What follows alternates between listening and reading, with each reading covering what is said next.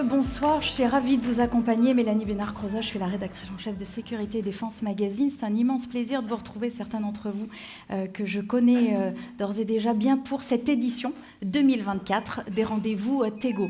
Ce soir, deux maîtres mots, la prévoyance et l'entraide, deux éléments qui sont absolument essentiels et cruciaux pour accompagner le quotidien des militaires, mais aussi de leurs familles, compte tenu évidemment de la singularité du métier qui est le leur et des missions qui leur sont dévolues, celles et ceux qui servent sous les drapeaux et les risques que cela comporte, évidemment essentiels dans un monde agité, de plus en plus violent, où les missions des militaires vont être amenées aussi à évoluer.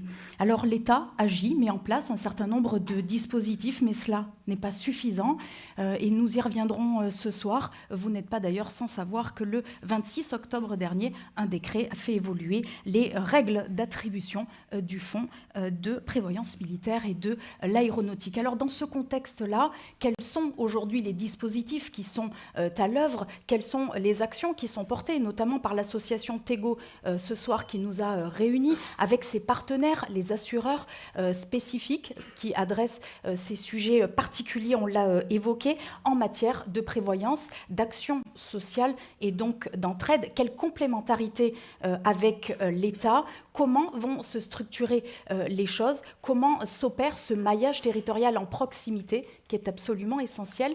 Élément de réponse ce soir avec nos invités. Le premier d'entre eux, que j'ai l'immense plaisir d'accueillir, sous vos applaudissements s'il vous plaît, le général Gratien Maire, président de l'association Tego, notre hôte ce soir.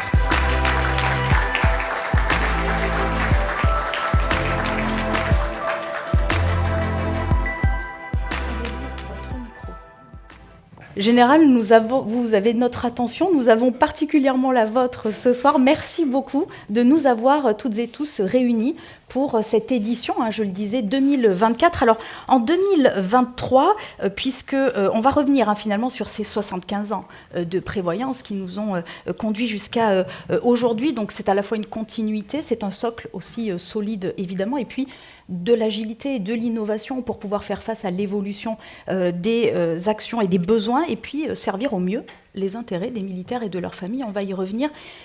En 2023, vous aviez posé un constat de ces échanges, de ces débats, qui était finalement l'écart significatif entre les protections institutionnelles qui sont offertes aux militaires et les réalités du terrain auxquelles ils sont confrontés.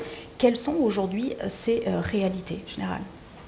Effectivement, l'an dernier, nous avions travaillé un petit peu sur ce qu'était le risque militaire et le constat qui avait été formulé, le son est assez fort, ça va monter. Alors prenez celui-ci. Bon, là on change de micro. Oui, donc ça va mieux. Le constat, et je pense que ce ne sont pas les représentants des associations ici présentes ce soir qui me démentiront, c'est que nombre de blessés, de militaires blessés ou de familles endeuillées étaient confrontés à des situations difficiles, voire critiques. Et donc, cela sur le plan financier, bien évidemment, mais également sur des plans logistiques, administratifs, humains, psychologiques. En fait, comme vous le savez certainement, en France, on estime qu'un tiers des veuves et concubines de militaires décédés vivent en dessous du seuil de pauvreté, lequel seuil de pauvreté est évalué actuellement à 1 230 € en France. Cela s'explique par le fait que dans le cas d'un décès en service, de manière générale, je ne fais pas la distinction entre OPEX et entraînement, qui nous emmènerait dans des discussions encore un peu plus poussées, mais dans le cas d'un décès en service, le montant brut moyen mensuel de la pension de réversion est de 850 €, chiffre DGFiP. Donc, ce qui montre bien effectivement que cela ne suffit pas, surtout considérant effectivement les sujétions militaires. Je pense à l'absentéisme pour les opérations, les exercices. Je pense aux contraintes de mobilité qui font que eh bien, les épouses ont bien du mal à trouver un travail. Et bien souvent, en plus, le capital décès quand bien même il apporte une aide substantielle, ne suffit pas non plus. Alors évidemment, je parle du cas d'un décès en service avec un conjoint, une conjointe mariée. On sait tous que si le conjoint n'est pas marié, même pacsé ou simplement concubin, il ne peut pas prétendre donc à la pension de réversion au capital décès. Je mets de côté la PMI, la pension militaire d'invalidité, qui, comme vous le savez, est calculée sur la base de l'invalidité reconnue, ce qui d'ailleurs, dans le cas des victimes SPT, pose de vraies difficultés, parce que très difficile à évaluer. Et là encore, on s'aperçoit que ça ne suffit pas à faire face à toutes ces difficultés. Et donc, le constat, effectivement, c'est que, au-delà d'une idée reçue, bien les dispositions statutaires ne suffisent pas, bien souvent, à répondre aux attentes et aux besoins des militaires blessés ou des familles endeuillées. Comment est-ce que dans ce contexte, alors général, vous intervenez justement, vous, l'association Tego, avec un certain nombre de dispositifs, et puis vos partenaires, ils seront avec nous d'ailleurs tout à l'heure pour expliquer plus en détail, mais essayons de comprendre un peu comment vous trouvez votre place dans cet écosystème en complémentarité avec l'État. Alors, d'abord, ce constat, effectivement, quelque part, pour nous, enfin, un ancien chef militaire, on peut considérer qu'il n'est pas acceptable au regard de l'engagement de ces hommes et de ces femmes qui sont prêts à risquer leur vie ou leur intégrité physique dans des situations sur quelque part ordre de l'État. Donc effectivement, il faut faire quelque chose. D'où cette nécessité d'avoir en complément de l'action de l'État, qui existe quand même, je veux dire, ce n'est pas quelque chose qu'il faut négliger, c'est bien là, mais d'avoir en complément un dispositif à la fois assurantiel et d'entraide qui permettent de répondre donc à ces besoins et de satisfaire, d'éviter d'avoir des gens qui soient, comme on peut nous le constater, associations. On voit arriver des dossiers avec des gens dans des situations parfois critiques, quelquefois d'ailleurs de leur fait, parce qu'ils se sont mis un petit peu au banc de l'institution. Donc c'est quelque chose qu'il ne faut pas écarter non plus. Mais en tout cas, on a besoin de prendre ce problème en compte. Et donc les partenaires, notamment sur la prévoyance, vous avez parlé de prévoyance et entraide, sur le volet prévoyance, vous vous appuyez sur des assureurs spécialisés. Alors effectivement, la prévoyance, comme vous le savez certainement, requiert une expertise et notamment une connaissance du milieu militaire, des risques militaires, de ce que fait l'État, qui est évidemment essentiel. Et en l'occurrence, nos assureurs partenaires, AGPM et Allianz, ont acquis au fil des années cette expérience et cette expertise qui est fondamentale et qui vient effectivement nourrir aussi notre action, nous, en tant qu'association, association souscriptrice, on y reviendra peut-être, et qui nous permet d'agir en complémentarité avec l'action de nos assureurs, sous réserve évidemment que les militaires aient souscrit un contrat de prévoyance, c'est évident. Justement, association souscriptrice, qu'est-ce que ça veut dire? Qu'est-ce que ça signifie? Quelle est cette spécificité?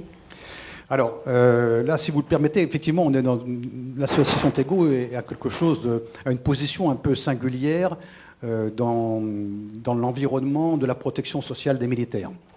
Alors je me permettrai un petit peu d'histoire, si vous permettez. En 1949 et 1951, deux officiers, le colonel Nebout, qui est un aviateur, et le contrôleur général Jean-Baptiste Lachenot, qui était conseiller d'État à l'époque, constatant effectivement le fait qu'il y avait des situations qui étaient critiques, des militaires qui n'étaient pas suffisamment couverts, ont décidé de créer deux associations souscriptrices. Alors en l'occurrence, le GPAA à l'époque, Groupement de prévoyance de l'armée de l'air, en 1949 par le colonel Nebout, qui deviendra le GMPA, et la GPM en 1951 par le contrôleur général Lachenot. Et l'idée, c'était de recourir à travers ces associations à des assureurs qui acceptent de couvrir le risque militaire, ce qui n'était pas forcément quelque chose d'évident. Je note d'ailleurs que les dirigeants de l'association AGPM, confrontés à des refus de la part de certains assureurs, ont pris la décision de créer leur propre société d'assurance.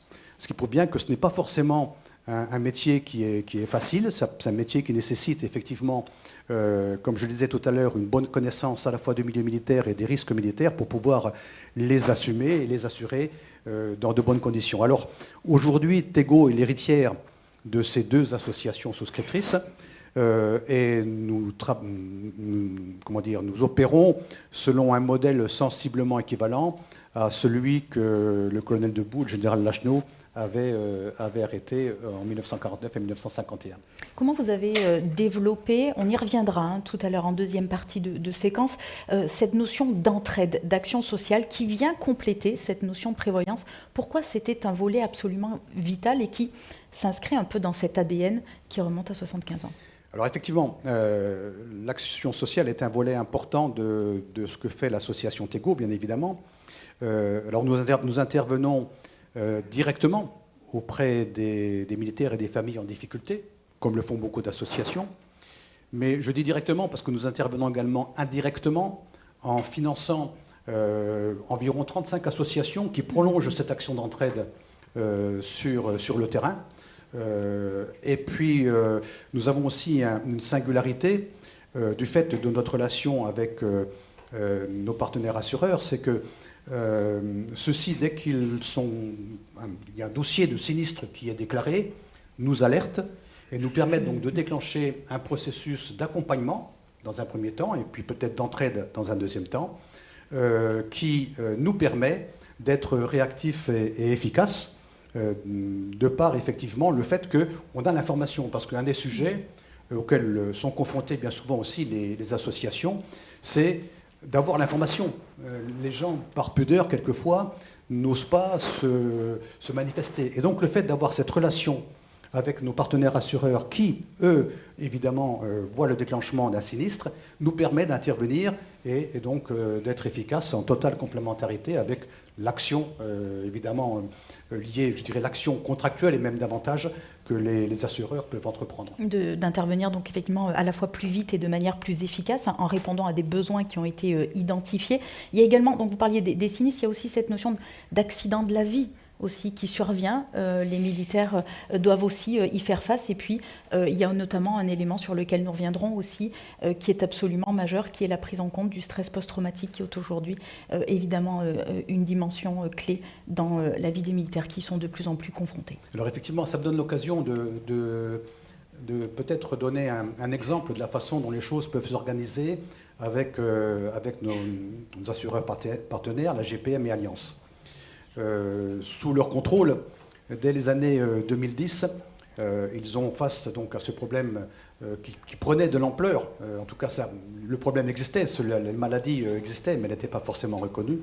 Ont décidé d'adapter leur contrat de manière à pouvoir couvrir ce besoin.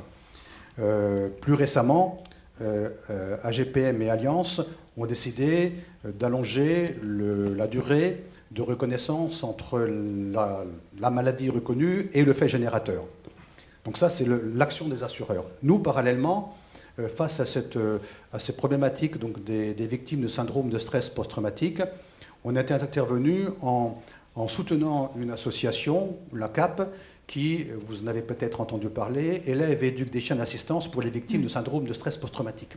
Donc on voit bien qu'il y a dans cet écosystème que nous constituons avec la GPM et Allianz, et Tego d'un côté, il y a une complémentarité et même une continuité, puisque j'évoquais tout à l'heure le cas des dossiers de sinistres qui nous étaient soumis. Il y a une complémentarité qui nous permet, sur un sujet donné, de pouvoir intervenir de façon coordonnée, complémentaire et coordonnée. Si vous en êtes d'accord, Général, je vous propose qu'on écoute peut-être deux bénéficiaires, qui mieux finalement que pour nous parler de cet accompagnement. Deux bénéficiaires, je vous propose d'écouter deux militaires, Manuel Cabrita, Thibaut Forêt. Je suis le sergent Cabrita et j'ai été blessé le 31 juillet 2017 sur une double charge IET. Je m'appelle Forêt Thibaut, j'ai 31 ans.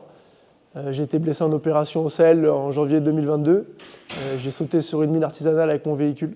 Ce jour-là, nous étions dans le nord du Mali et sur un redéploiement, j'ai suivi les traces du véhicule qui se trouvait devant moi Et au passage de mon véhicule, il y a eu un déclenchement sur mine artisanale. Et ça a eu pour effet de m'arracher le bras et ma jambe. Je suis resté dans le coma 3 jours. À mon réveil, je me suis rendu compte que voilà, j'avais perdu mes jambes.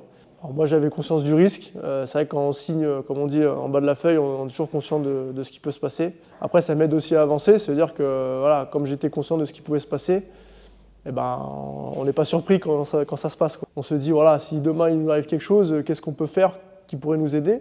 Donc forcément, avec une bonne assurance, bah, on aurait une meilleure prise en charge. Et du coup, avec une meilleure prise en charge, forcément, une acceptation de l'accident un peu meilleure, quoi. J'ai pas perdu qu'un bras et qu'une jambe, j'ai aussi le visage qui a été modifié, j'ai pas mal de complications internes, j'ai subi un peu plus d'une trentaine d'opérations. Je suis resté au total 2 ans à l'hôpital Percy. Quand on est militaire, le risque de la blessure, le risque de la mort, on sait qu'il est présent, on sait qu'il existe.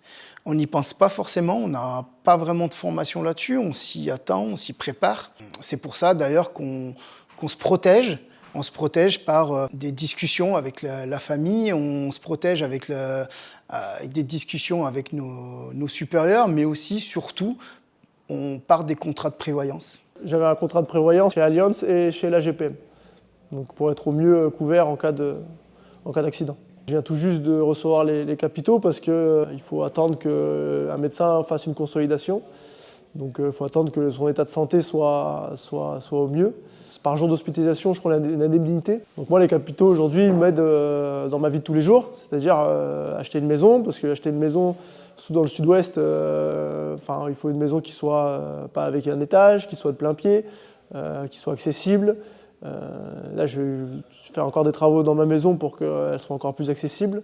Donc voilà, ces capitaux m'aident de tous les jours, c'est-à-dire aussi avoir un véhicule équipé, pouvoir aussi voyager. Forcément, aujourd'hui, je ne peux plus voyager en seconde classe, on va dire, donc ça m'aide aussi d'avoir un certain confort par rapport à mon handicap, quoi. À titre personnel, mon contrat de prévoyance était aussi important que tous les documents qu'on nous demande pour partir en mission. Le fait d'avoir signé ce contrat en amont, ça apporte une certaine sérénité, puisqu'on se dit, on connaît à peu près les montants qu'on va toucher, et si tout le monde joue le jeu, tout se passe bien. Quand on est blessé, on se demande comment on va payer le crédit de la maison, comment est-ce que je vais pouvoir travailler demain. On se pose ce genre de questions de la vie courante, de la vie du quotidien. On a peur de finir sous un pont. Donc si j'avais pas eu de contrat, on va dire, la vie a été différente. C'est vrai qu'aujourd'hui, avoir un handicap, ça coûte cher. Donc forcément, d'avoir un peu d'argent, d'avoir un peu plus débloqué d'argent avec un bon contrat d'assurance, forcément, ça aide dans la vie de tous les jours. Si j'avais pas signé ce contrat, eh ben, je peux vous dire qu'aujourd'hui, ce serait très, très, très compliqué. Général, je pense que je vous laisse réagir. Juste pour réagir, je pense qu'on est tous sensibles à ces témoignages qui montrent combien, encore une fois, en complément de ce qui est fait par l'institution, et je pense, évidemment, j'évoquais tout à l'heure les dispositions statutaires, mais je n'oublie pas l'action de l'ASA, le rôle des cellules d'aide aux blessés, qui naturellement sont très présentes. On a parlé rapidement de l'établissement public des fonds de pension, tout à l'heure en introduction, qui gère deux fonds de prévoyance, qui gère 2 fonds de prévoyance, excusez-moi, fonds de prévoyance militaire, fonds de prévoyance aéronautique, je le rappelle, alimentés par une cotisation obligatoire des militaires en activité. Et là aussi, je pense qu'il y a certainement des choses à faire pour être, je pense, plus efficace. Ce que je veux dire, c'est que on a bien compris effectivement l'importance pour les gens qui partaient en opération d'avoir un contrat de prévoyance robuste, mais c'est vrai pour l'activité quotidienne en service. C'est tout aussi important. Je pense que la plupart des gens dans cette salle sont d'une génération comme la mienne, où on nous obligeait, en nous invitant à aller dans une salle commune, d'aller signer un contrat de prévoyance avec d'un côté AGPM, de l'autre GMPA, débrouillez-vous, mais vous ressortez en ayant signé un contrat de prévoyance. Ce n'est pas forcément l'approche la plus légale, mais en tout cas, elle avait le mérite de l'efficacité. C'est-à-dire qu'on était certains que les jeunes, en ressortant, avaient une couverture prévoyance. Aujourd'hui, je pense que, on en reparlera peut-être tout à l'heure, mais il faut être attentif à la communication qui est faite, notamment dans le contexte, on en reparlera, je vous le dis, peut-être de l'appel d'offres sur la prévoyance complémentaire, attentif à ce que les jeunes continuent à être sensibilisés sur la nécessité de prendre un contrat de prévoyance dès leur entrée en école. Général, je vous propose qu'on parle un petit peu plus en détail de cet aspect de la prévoyance avec nos deux invités, les deux assureurs partenaires dont vous parliez. Et nous avons le plaisir d'accueillir, vous restez avec nous, Général, bien entendu, pour continuer à échanger. Christian Schmid de la Brélie, je vous invite à me rejoindre avec le Général et Laurent Doublet pour poursuivre cette séquence sur la prévoyance. Messieurs, je vous invite à nous rejoindre sur scène.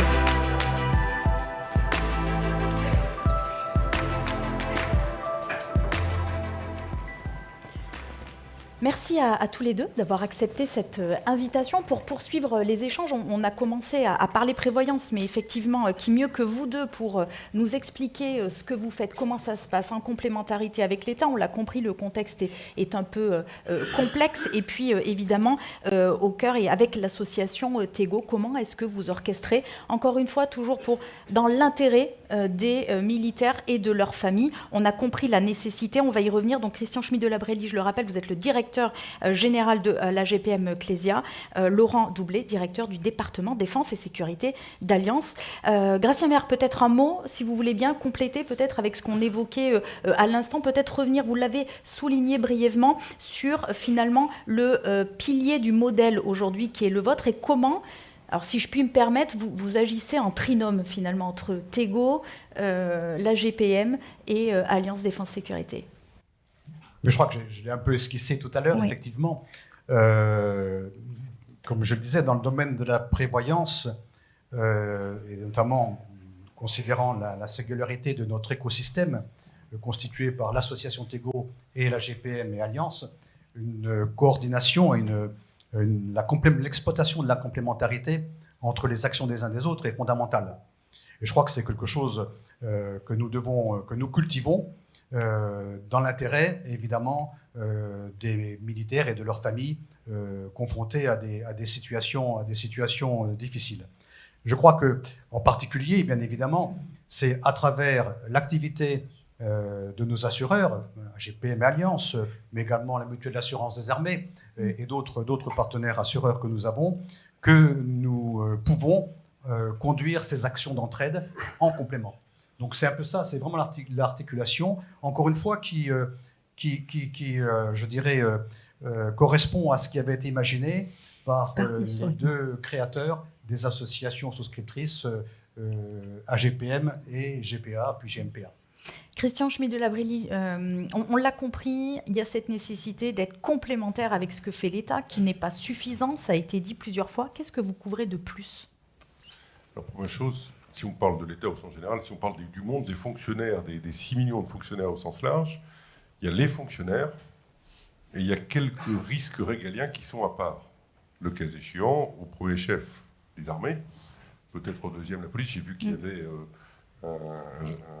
un policier qui commence à rentrer dans le slide de Tego en la matière, et sur lequel, historiquement, par rapport au monde de la société privée qui, par des partenaires sociaux au lendemain de la Seconde Guerre mondiale, ont protégé de manière obligatoire par des assureurs que nous sommes, puisque nous ne travaillons pas que dans ces secteurs-là, où on protège, et finalement, en cas de décès d'un salarié du secteur privé, le secteur privé s'est organisé pour, de manière obligatoire, avoir une protection sous forme de capital ou sous forme de rente digne de ce nom. Et historiquement, le monde militaire, par cette spécificité de risque qui n'a rien à voir avec le monde du fonctionnaire, comme l'a dit à juste titre le général Gratien Maire, s'est auto-organisé, et pas dans une notion de conflit d'intérêts, mais dans une notion d'intérêt notoire, pour se dire, si je me dois d'un engagement vis-à-vis de mes, permettez-moi de prendre le terme privé, collaborateurs, vis-à-vis de mes subordonnés, je leur dois un minimum pour leurs ayants droit, parce qu'en cas de décès, il n'y a pas plus altruiste que le risque d'essai. Vous êtes dans la boîte. vous ne savez pas ce qui va se passer derrière. Mais globalement, que vous ayez cette spécificité d'avoir une protection dans cette démarche au lendemain de la Seconde Guerre mondiale, à la veille de nos guerres d'Indochine, de décolonisation au sens large. Et globalement, cette autogestion qu'on choisit à travers des associations de souscription à l'origine de démarrer cette logique-là, puis après Alliance AGPM dans cette dimension-là, eh ben, c'est finalement une certaine autogestion d'acteurs qui peuvent certes avoir une démarche d'ordre personne morale privée, au sens littéral, société d'assurance mutuelle ou société SA classique d'assurance, mais globalement, on a bien une autogestion des militaires, comme le font certaines branches d'activité dans le secteur privé. Donc, est-ce qu'on est complémentaire ? Oui, par rapport à des dispositions statutaires qui ont défini une certaine compensation, mais globalement, c'est bien l'autogestion des militaires dans ce risque spécial qui ont fait que, in fine, en matière de sinistre, le rapport du complémentaire par rapport au régime originel statutaire, ben, globalement, si on regarde les sommes, ben, quand vous avez 20 qui est donné par le régime statutaire, vous pouvez avoir jusqu'à 300, 400, voire 700 qui est donné par le régime complémentaire. Alors, qui est complémentaire à quoi ? Je ne sais pas dans cette démarche-là, mais on voit bien que c'est finalement une certaine autogestion originelle de la part des militaires pour gérer avec des spécialistes ces risques spéciaux qui permet aujourd'hui d'avoir cette adaptation.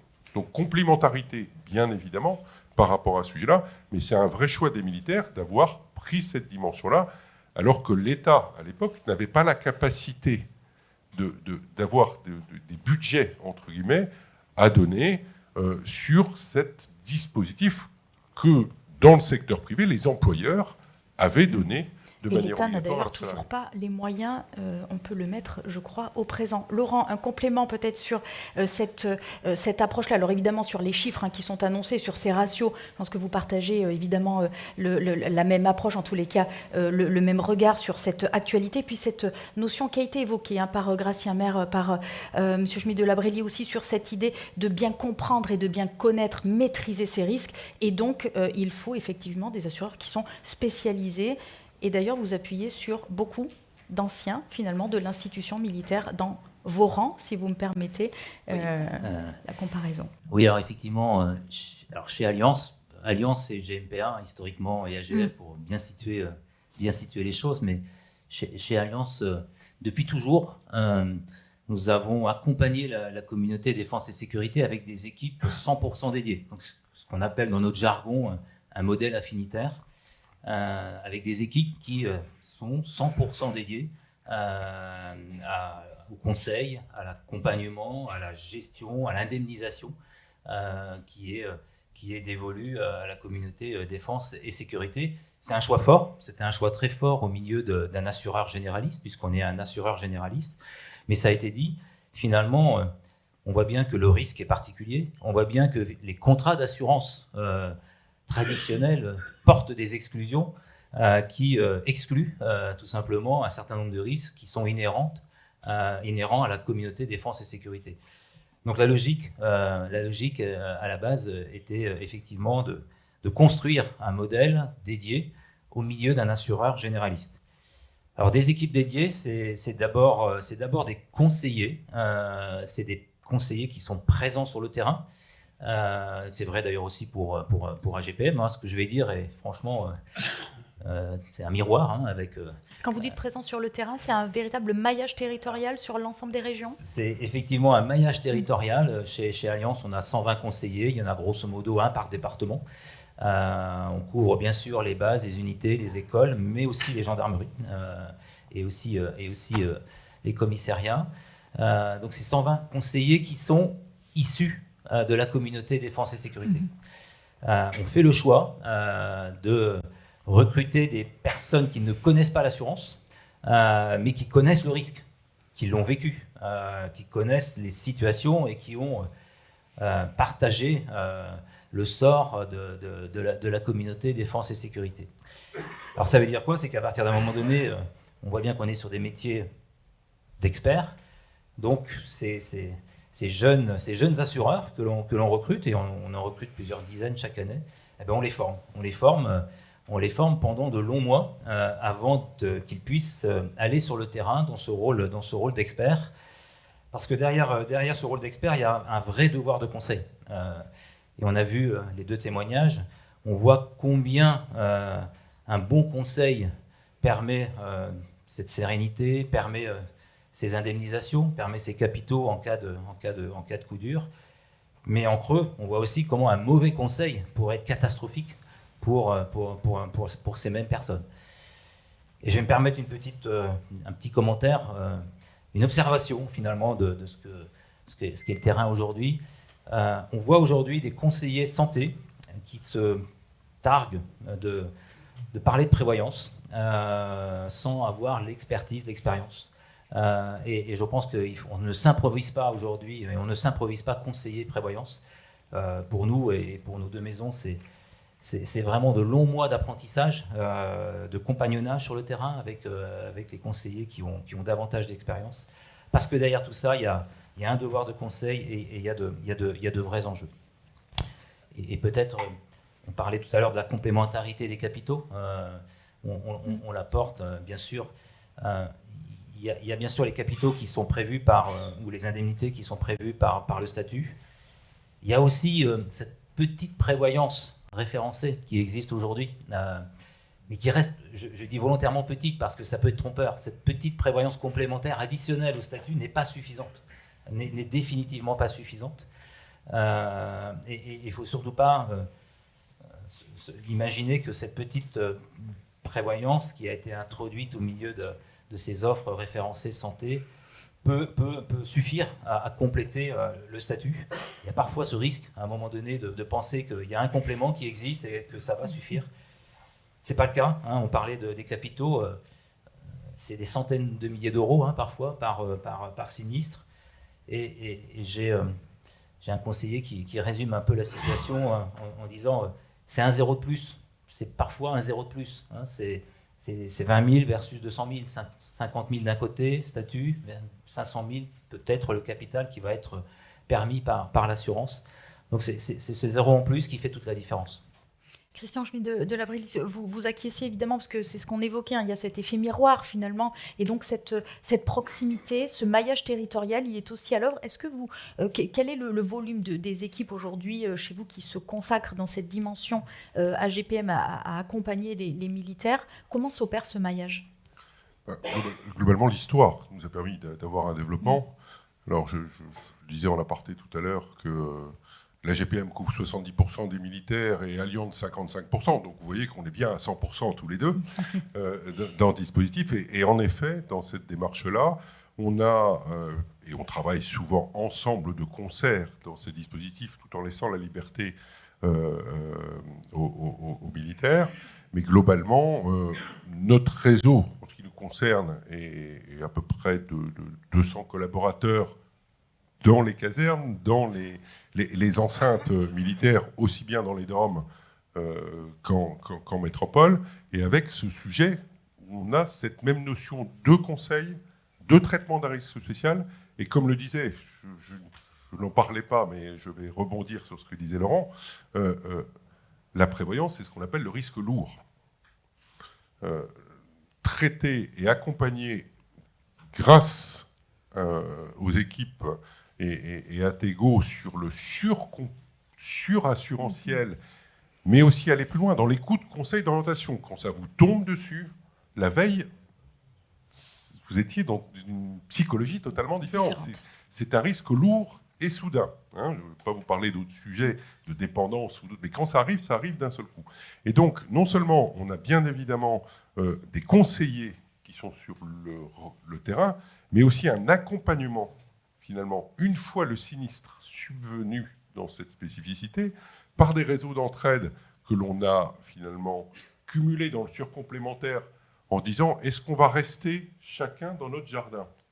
On est déjà souvent en co-assurance sur ce risque spécial et on avait décidé à l'époque de se dire pour le surcomplémentaire qui est donc de l'extra-contractuel, par rapport à une logique. Dans les situations les pires où il faut aller plus loin, et bien dans ce cas-là, cette solidarité, est-ce que c'est plus un contrat Allianz ou plus un contrat AGPM?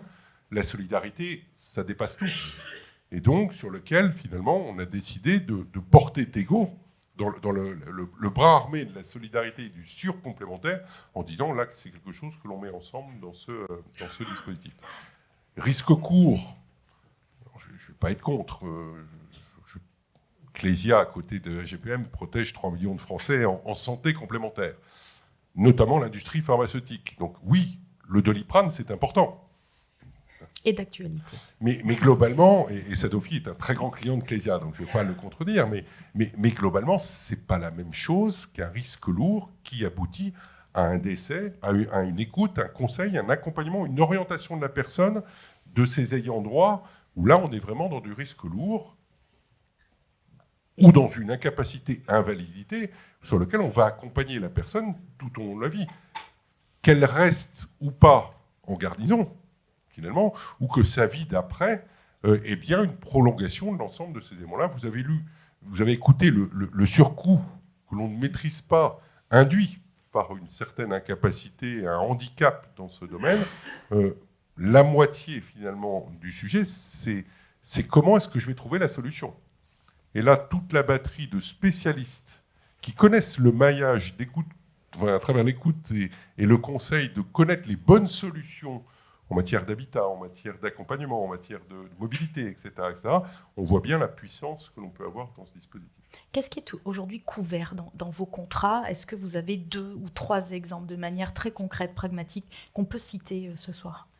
Les spécificités du militaire donnent des exemples classiques en matière de risque d'essai ou en matière de risque d'incapable. Ça, c'est le premier sujet. Et suivant le critère et le niveau de protection, on est ou avec un 0 en plus, ou avec un 0 et on change de chiffre au début. Donc c'est entre 10 et 20 fois la couverture statutaire. Je vous simplifie le sujet. Mais toute notre historique, à la fois Allianz et AGPM, nous a amené aussi à distribuer des produits qui n'existent nulle part ailleurs. Je prends toujours l'exemple de l'assurance emprunteur. Si vous êtes salarié du secteur privé, vous avez un décès, vous avez l'obligation de souscrire. Vous empruntez un emprunt immobilier et vous avez une assurance obligatoire. Vous décédez, les ayants droit, la maison, entre guillemets, elle est gratuite. Parce que vous avez souscrit cette assurance décès obligatoire. Sauf que le risque de guerre, de dette d'opération extérieure, si vous prenez une garantie emprunteur classique, il y a marqué tout, sauf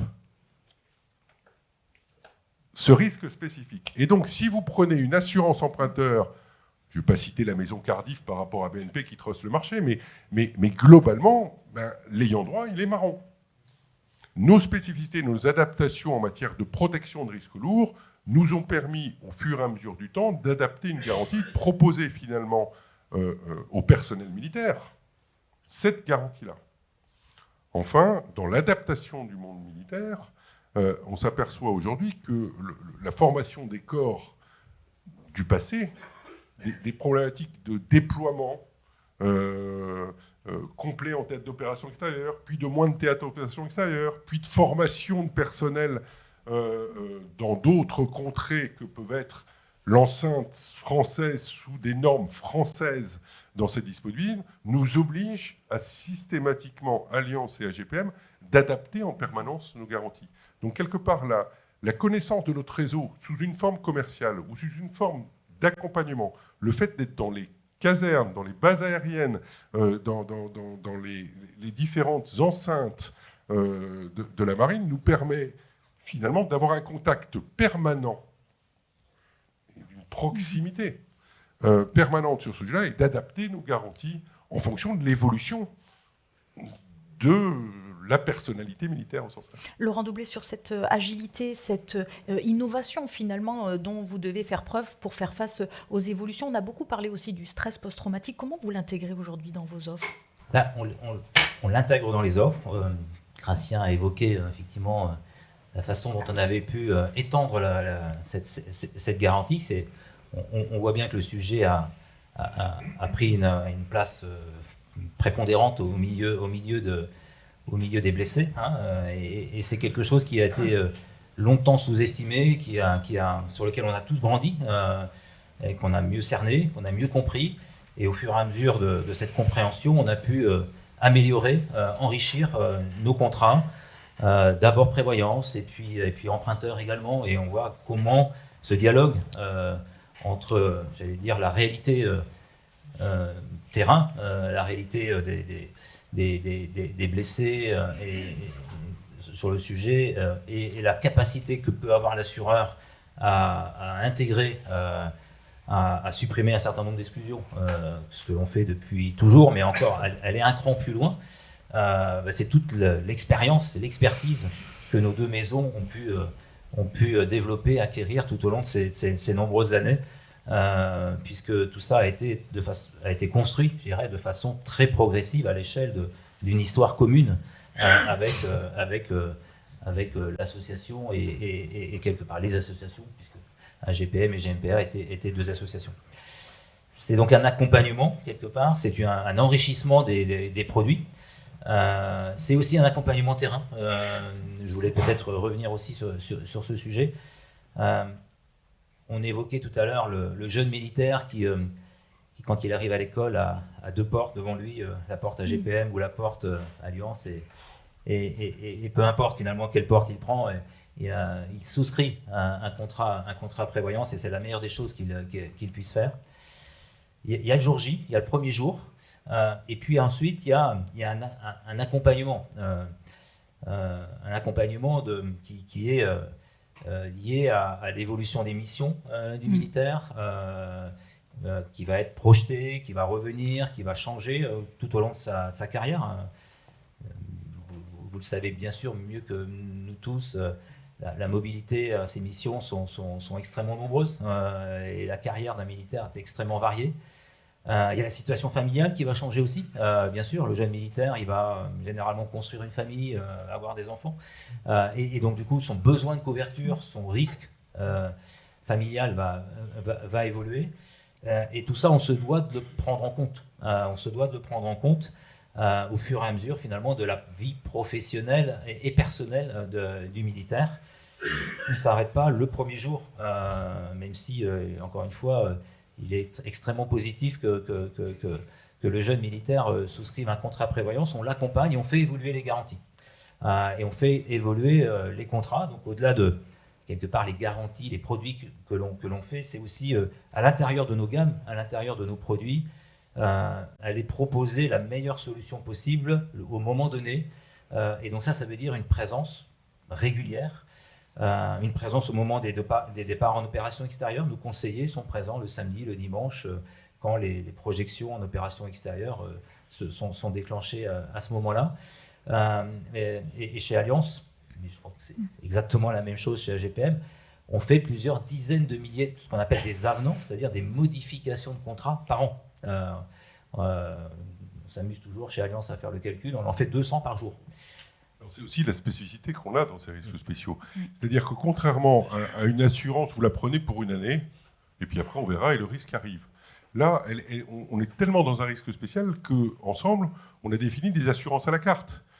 J'ai tendance à dire, la personne part en OPEX, elle va rajouter la veille, et quand elle rentre, elle sort de son contrat. Vous voyez, cette spécificité, elle est unique dans ce dispositif. Donc, et ça, personne ne le connaît, à part nos deux maisons en France. C'est le premier sujet. Un dernier mot que j'aimerais vous poser, parce qu'il est beaucoup question aussi d'humain derrière ce monde de l'assurance et de la prévoyance. Ça, c'est une question peut-être un peu plus personnelle. Laurent Doublé, pourquoi avoir choisi finalement de vous orienter dans cette spécificité, cette spécialité de l'assurance au service des militaires qui servent aujourd'hui des valeurs fondamentales? Alors, moi, j'ai d'abord un parcours d'assureur qui commence à être un peu long. Les cheveux ou l'absence de cheveux d'ailleurs, les cheveux gris en témoignent. J'ai une bonne trentaine d'années aujourd'hui au milieu de l'assurance. J'ai pas grandi avec une vocation d'assureur, mais je suis devenu assureur. J'ai commencé ma carrière en faisant de la réassurance. Je suis devenu assureur au début de ma carrière professionnelle. Et je fais encore de l'assurance 30 ans après. Parce que assureur, c'est un fantastique métier. Souvent décrié, mal connu, mais globalement, c'est un fantastique métier. C'est encore un plus beau métier quand on fait l'assurance de personnes, comme on dit dans notre jargon, mais quand on fait de l'assurance prévoyance, c'est-à-dire quand on protège finalement les personnes, les collaborateurs, les salariés, leurs familles. Et c'est encore un plus beau métier quand on protège, quand on offre des couvertures prévoyance pour les personnes qui nous protègent. Et ça fait plus de 15 ans, effectivement, que je fais ce métier. Et dans un parcours Allianz où j'ai fait beaucoup de choses, j'ai un fil rouge qui est effectivement l'assurance et la responsabilité de ces équipes qui protègent la communauté défense et sécurité. Chez Allianz, on est aussi l'assureur de l'OTAN. Quand j'ai rejoint Allianz il y a un certain nombre d'années, le premier contrat sur lequel j'ai travaillé, c'était le contrat de l'OTAN, puisqu'on est chez Allianz aussi engagé sur des organisations internationales et au premier titre d'entre elles, l'OTAN. Christian Schmitt de la Prairie, évidemment, je vous pose la même question. Vous avez pris vos fonctions en juin, mais vous connaissez bien le monde militaire. Vous êtes issu d'une famille militaire. Que Laurent, mais globalement, si vous voulez, la notion d'assureur, quand on est gamin, on n'a pas envie de faire l'assureur. Quand vous lisez Astérix et Obélix, Assurance Tourix, le barde qui est ligoté alors que tout le monde se marre avec les gros sangliers, c'est pas naturel, vous voyez ce que je veux dire. Quand vous lisez Tintin et Milou, Séraphin Lampion, vous n'avez pas envie, quoi. Assureur de la Mondasse, je ne sais pas si vous le voyez, quand il arrive au château de Moulinsart. Bon. Opportunité fait que vous tombez là-dedans. Un peu comme Obélix, peut-être. Et globalement, vous découvrez dans cette notion d'assurance de personnes, encore plus que de l'assurance de biens, en assurance de personnes, finalement, c'est cette logique qui est de rattraper un événement lourd et soudain, et d'accompagnement, une notion extrêmement humaine d'accompagnement de la personne face à un sinistre soudain et pendant la durée. Ça, c'est pourquoi, finalement, étant tombé là-dedans quand je suis petit, j'ai toujours fait ma carrière en matière d'assurance de personnes. Je continue et je protège un certain nombre de secteurs d'activité. Et depuis quelques années, nous avons travaillé ensemble, Clésia et la GPM, grâce à une mutuelle qui protégeait les agents civils, la mutuelle civile de la défense, et nous avons répondu tous ensemble, avec Allianz, à une opération au moment où un référencement ministériel se faisait, à cette réponse-là. Des évolutions de la gouvernance m'ont amené à prendre la direction générale de la GPM, qui est pour moi plus qu'un honneur. À la fois un honneur du vilain petit canard, fils, petit-fils et arrière-petit-fils de Sassarien, qui a fait de l'assurance. Vous voyez, c'est quelque part, voilà, je me rachète quelque part. Vous rejoignez les rangs. Dans ce dispositif, neveu et beau-fils, enfin, etc. Vous voyez ce que je veux dire. Mais au-delà de tout ça, comme le dit à juste titre, ça nous honore quelque part. Ça nous honore et toute la construction qui a été faite et initiée par des militaires à s'autogérer et à disposer de ces soucis d'assurance sont allés beaucoup plus loin, puisque non seulement on a des garanties assurantielles qui vont plus loin que les garanties assurantielles communes du commun des mortels, mais en plus, l'histoire nous a permis d'aller en supra-assurantiel et de se dire que quand bien même tous les risques aboutissent à un capital, à une logique, à une démarche de rente, individuellement, le bénéficiaire en a besoin de plus. Et c'est là qu'intervient notre bras armé, finalement. Cette association AGPM, Alliance Défense et Sécurité, qui s'appelle TEGO, qui va dans la prolongation en disant « Je travaille dans l'étude du dossier jusqu'au bout pour trouver la meilleure solution complémentaire, et finalement de manière totalement altruiste. » Alors pourquoi est-ce qu'on a pu faire ça? Parce que globalement, on a, depuis l'origine, toujours mis un petit bout de notre prime d'assurance dans quelque chose qui nous permet d'avoir les moyens nécessaires pour que TEGO puisse faire le supplément. Et ça, quelque part, c'est une spécificité qui est extra-assurantielle, qui n'existe. Alors, elle existe dans d'autres secteurs d'activité, mais à part les militaires au sens secteur d'activité, il y a peu de secteurs qui permettent d'aller plus loin dans ce domaine. Gratien Maire, c'était important pour vous ce soir que ces deux assureurs soient à vos côtés pour ce rendez-vous Tego et revenir sur cet enjeu de prévoyance qui est absolument crucial. Finalement, ce modèle affinitaire qui est une véritable clé de voûte de l'association Tego ce soir. Alors effectivement, d'abord, ce n'est pas la clé de voûte Tego, c'est la clé de voûte de l'écosystème constitué par la GPM, Allianz et l'association Tego, bien évidemment. Et c'est un modèle qui, vous l'avez compris, offre une couverture assurantielle en matière de prévoyance adaptée aux risques militaires, ça c'est quand même important, que vient compléter l'action de l'association Tego. Et en fait, encore une fois, c'est le modèle originel, c'est quelque chose qui a été conçu par des militaires pour des militaires, c'est quelque chose qui correspond à un besoin. Et donc, c'était quelque part un peu cet écosystème, ce qu'on pourrait appeler le système d'armes des militaires en matière de prévoyance.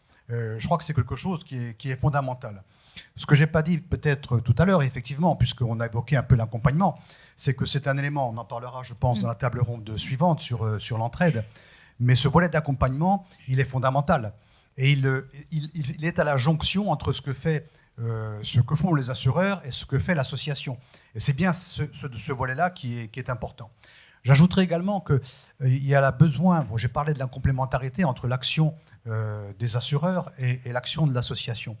Il y a besoin aussi d'une vraie complémentarité entre tous les acteurs. C'est-à-dire qu'au-delà de notre écosystème, il y a bien évidemment tous les acteurs que j'ai cités tout à l'heure, notamment les services de l'État, l'action sociale des armées, on en parlera également, les cellules de WC, et le tissu associatif. Et le tissu associatif qui vient prolonger notre action, qui est également un élément important.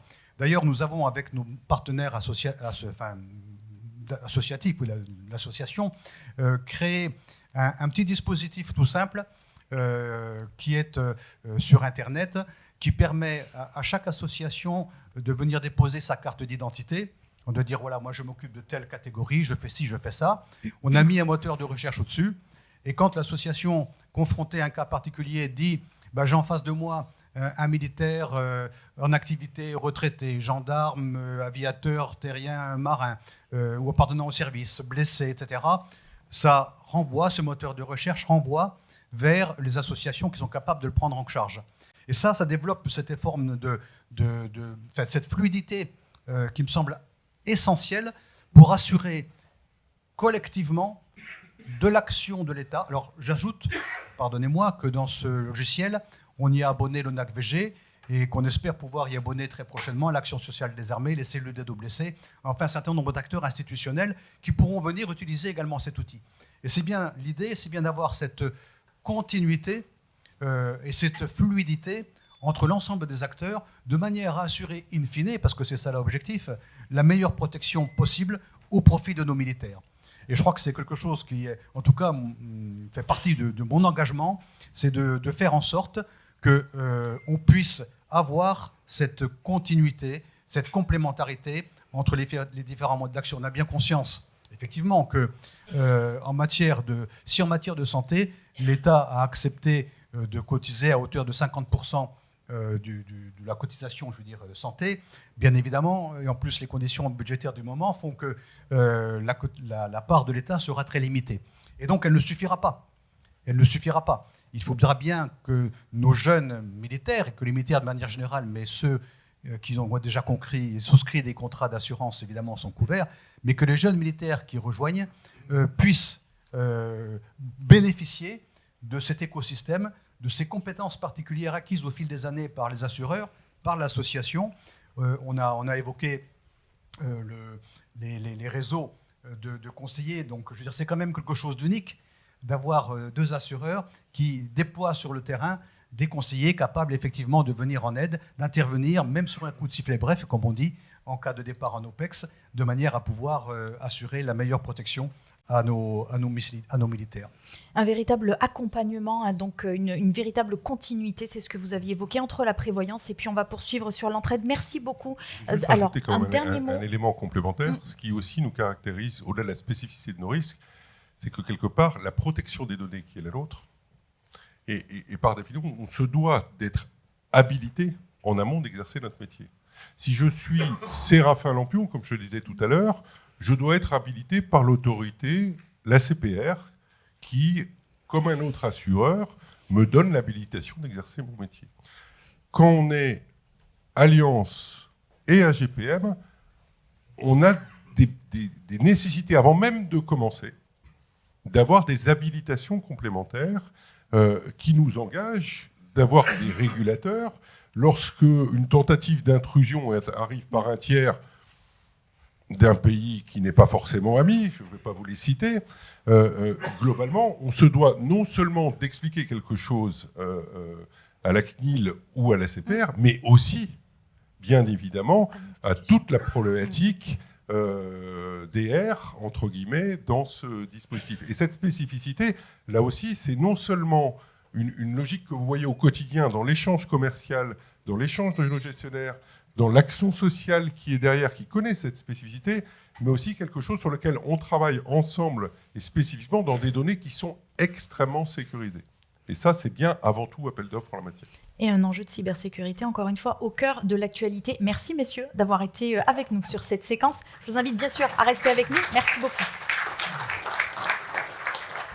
Mesdames et messieurs, nous poursuivons. Merci beaucoup à tous les trois. Et nous avons l'immense plaisir d'accueillir à nos côtés le général Christophe Abad, ancien gouverneur militaire de Paris. Général, je vous invite à me rejoindre, à prendre place sur la scène. Le général Abad, ancien gouverneur militaire de Paris, inspecteur général des armées, armée de terre générale. Nous vous connaissons, en tous les cas, le gouverneur militaire de Paris, beaucoup évidemment autour du 14 juillet. On a beaucoup entendu parler de vous aussi cette année avec les Jeux olympiques et paralympiques. Ça a été effectivement à la fois un succès sécuritaire, mais aussi festif, dont notre pays avait aussi besoin, au-delà de ces dimensions qui sont évidemment à la fois opérationnelles, mais aussi protocolaires. Vous êtes engagé et donc vous l'avez été au plus près des militaires, des blessés, de leurs familles. Et si vous le voulez bien, ce soir, peut-être nous partager ce quotidien que vous avez pu voir de ces blessés que vous avez accompagnés pendant vos 4 ans de commandement. Merci de votre accueil et bonsoir à tous. En effet, c'est en quelques minutes, je vais vous faire un petit témoignage de 4 années passées dans cette fonction particulière qui est la fonction de gouverneur militaire de Paris. Et dans cette première table ronde, on en a beaucoup parlé de police d'assurance, d'argent, etc. Et je voudrais insister sur la deuxième phase, qui est tout aussi importante, même si l'argent, bien entendu, est fondamental, c'est le côté accompagnement, mais l'accompagnement à dimension humaine, et dont les blessés et familles endeuillées ont tout autant besoin, si parfois ce n'est pas davantage. Alors tout simplement, ce qui est important de noter, c'est que le gouverneur militaire de Paris, il exerce un certain nombre de responsabilités, dont des responsabilités dans le domaine de l'accompagnement des blessés et des familles endeuillées. C'est, pour dire les choses simplement, c'est un coordonnateur, c'est un animateur, c'est un facilitateur, c'est quelqu'un qui rend possible les choses. Et pourquoi lui est-il capable de rendre possible les choses? Tout simplement parce qu'il a un certain nombre de leviers à sa disposition, au premier rang desquels l'établissement dans lequel vous êtes, donc l'Hôtel National des Invalides, dont il a l'insigne honneur d'avoir la responsabilité, avec d'autres autorités que je salue qui sont ici présentes. Et cette responsabilité l'oblige, dans la mesure où il est aussi en charge de garder la finalité initiale de cet établissement, qui est la vocation de reconnaissance des serviteurs d'hier et d'aujourd'hui. Le deuxième élément, qui est un atout, pour ne pas dire un levier de puissance, c'est les espaces dont il dispose, qui sont des espaces de réception et qui permettent, bien entendu, de valoriser, de faire rayonner les actions qui sont entreprises au profit de la cause des blessés et des familles endeuillées. Alors, ça a été dit tout à l'heure, il y a, et c'est le constat que j'ai fait pendant 4 ans, il y a une kyrielle d'acteurs, il y a beaucoup d'acteurs. Et ce qui est bien, on pourrait dire que c'est compliqué, ça l'est certainement, mais dès lors que ces acteurs se parlent, et dès lors qu'ils sont tournés vers une noble cause et une cause commune, finalement, ça marche bien, et c'est ce que j'ai pu constater. Et ça marche bien aussi bien dans les moments d'urgence, au moment de la mort d'un soldat, au moment de la blessure d'un soldat. Et là, on est dans des processus de très forte réactivité, comme dans la durée, puisque vous le savez tous, si vous êtes ici, c'est que l'accompagnement de nos blessés et de familles endeuillées, c'est quelque chose qui s'inscrit très largement dans le temps long. Et on sait très bien, et l'adage, vous le connaissez, on ne laisse jamais au bord du chemin qui que ce soit et quelles que soient les années. Et c'est pour ça qu'on fait des événements et qu'on retrouve des familles qui ont perdu des proches il y a quelques dizaines d'années et on est toujours proche d'elles. Alors ces acteurs, dans la fonction qui a été la mienne, je les ai toujours vus, alors à tort ou à raison, dans une logique de cercle concentrique. C'est-à-dire très simplement que vous compreniez, le premier cercle, je ne vais pas le développer parce qu'il a été bien expliqué par les précédents intervenants, ce sont les acteurs institutionnels, auxquels on pourrait rajouter, en plus de tout ce qui ont été cités, des gens comme l'Institution nationale des invalides, des gens comme le Centre national des sports de la défense, parce que j'ai vu son chef ici présent, et son ancien chef également. Voilà, il y a une kyrielle d'acteurs qui sont des gens qui, comme ça a été dit, mettent en place des dispositifs, ont des aides très efficaces, j'en atteste, mais pour un certain nombre de raisons que je ne vais pas développer ici, ces aides ne sont pas suffisantes au regard des besoins toujours croissants. Le deuxième cercle, pour moi, ça a été... alors, dans ces premiers acteurs, ce qui est très important, c'est qu'il y en a qui sont très proches du gouvernement militaire de Paris, ce sont les cellules d'aide aux blessés. Il se trouve qu'elles sont toutes présentes ici, à côté du gouvernement militaire de Paris, terre, air, mer, service de santé des armées. Et ces cellules d'aide aux blessés, pour moi, ce sont les fers de lance. Ce sont les capteurs, ce sont des gens qui sont au contact, en premier échelon, et qui informent, y compris dans l'urgence. Donc les deuxièmes échelons, en tout cas le deuxième cercle, ce sont les associations d'entraide et de solidarité. Elles sont 4, elles étaient 5. Depuis la fusion d'ETF et d'ADO, elles sont 4. Je salue ici les présidents, je crois qu'ils sont tous ici présents. Ce sont des gens qui ont pour caractéristique, bien sûr, d'être tournés vers l'aide, y compris dans l'urgence. Ils sont extrêmement réactifs. Je vais vous donner quelques exemples. Et ce sont des gens qui sont en contact en permanence des équipes du gouverneur militaire de Paris. Et puis le troisième cercle, c'est un cercle plus large dans lequel je mets à la fois le monde associatif et un certain nombre d'entreprises, forces vives de la nation, qui sont à nos côtés et qui arment les associations comme les entreprises, ce qu'on appelle le club des mécènes du GMP. Et que font ces mécènes ? Ils accompagnent le gouvernement militaire de Paris dans la réalisation d'événements caritatifs à dimension plus ou moins prestigieuse. Et ces événements permettent de récolter des fonds. Et ces fonds, dans une boucle courte et vertueuse, sont remis intégralement soit au comité d'entraide défense, soit au Bleu de France, parce que jusqu'à présent, c'était sur ces deux points d'application que nous remettions les fonds.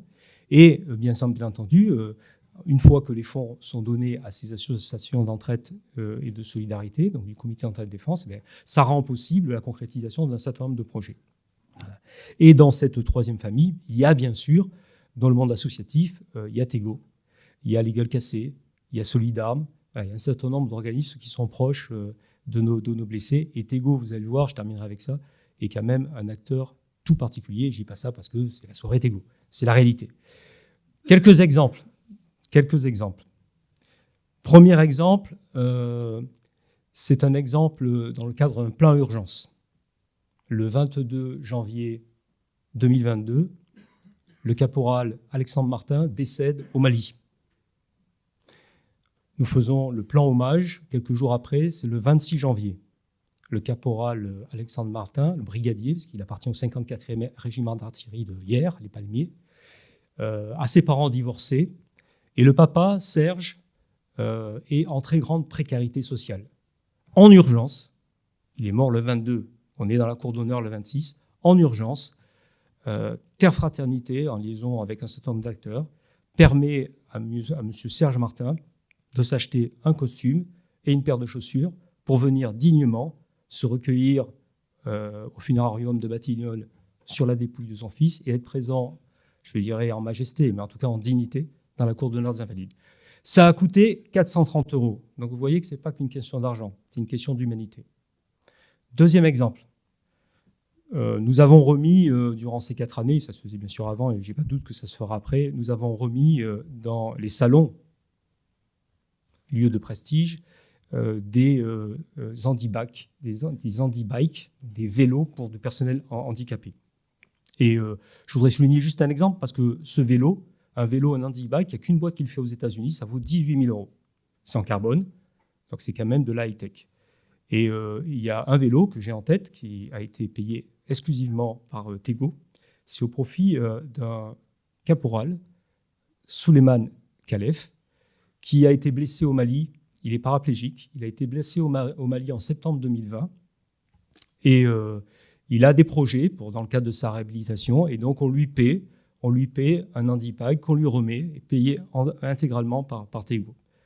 Troisième exemple, le lieutenant-colonel Laurent Catelin est blessé en Afghanistan en août 2011.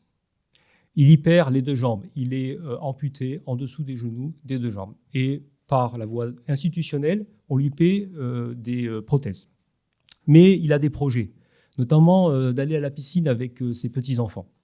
Et il a besoin, en tout cas il exprime le besoin de prothèses dites de nage. Elles valent 7 000 euros pièce. Une prothèse de nage, c'est 7 000 euros pièce. Il appartient, quand il était en activité, au 27e bataillon de chasseurs alpins. Et la première prothèse de 7 000 euros lui est payée par l'Entraide Montagne. La deuxième lui est payée à parité par TF Ado et par l'ONAC-VG. Donc on est sur de l'épicéne fine, on est sur la personnalisation, et vous voyez, ce n'est pas des gros montants. Quatrième et dernier exemple, en septembre 2023, comme c'est le cas régulièrement, un certain nombre de blessés français participent à des compétitions qui s'appellent les Invictus Games, que vous connaissez certainement tous. Et le comité d'entraide défense, donc qui regroupe les 4 associations que j'ai évoquées tout à l'heure, paie pour 35 000 euros l'ensemble des équipements, des tenues de nos 22 athlètes qui partent à Düsseldorf représenter les couleurs de la France. Donc vous voyez que tout ça, l'enseignement que j'en ai tiré, c'est que, bien entendu, il y a les sommes très importantes avec beaucoup de zéros, et Dieu sait si c'est fondamental. Mais il y a aussi tout le supplément d'âme, toute l'humanité, toute la particularité, tout l'accompagnement individuel que nous devons à nos blessés et à nos familles endeuillées, et qui font qu'à sa place, il n'est bien sûr pas le seul acteur, ça serait trop prétentieux, mais le gouverneur militaire de Paris, avec ses équipes, et avec l'outil de rayonnement et de puissance dont il détient ici, il est capable de pouvoir rendre possible des choses avec tous les acteurs que j'ai cités. Je termine par Tego. Tego, si je prenais l'exemple des partenaires lors des GOP, puisqu'on a cité le rôle que j'ai joué pendant les GOP, on parle de partenaire, je dirais que c'est un partenaire premium, parce qu'il est en permanence et depuis des années aux côtés du gouverneur militaire de Paris et de ses équipes dans l'accompagnement de la quasi-totalité des actions caritatives qu'il mène. Si je prends l'exemple de 2024, il a été, depuis le début de l'année, dans toutes les batailles, dans toutes les campagnes. Pêle-mêle, au mois d'avril, le tournoi de golf Green et Solidarité, cher à un certain nombre d'entre vous, qui ont gagné d'ailleurs ce tournoi en général. Quelques semaines après, au mois de mai, début mai, deuxième édition des courses solidaires du Bleu de France autour des Invalides. Tego est encore un partenaire premium. Quelques semaines après, le 29 mai, dîner caritatif à thème dans les salons du GMP. Encore une fois, Tego est présent. Le lendemain, première édition du concert des Sentinelles d'un soir dans salle Pliel, de 1000 personnes. Encore une fois, réserver la salle Pliel, c'est 80 000 euros. Quand vous n'avez pas vendu la première place et que vous engagez, vous prenez un peu de risque. Et vous les prenez parce qu'il y a des gens comme Tego qui sont là.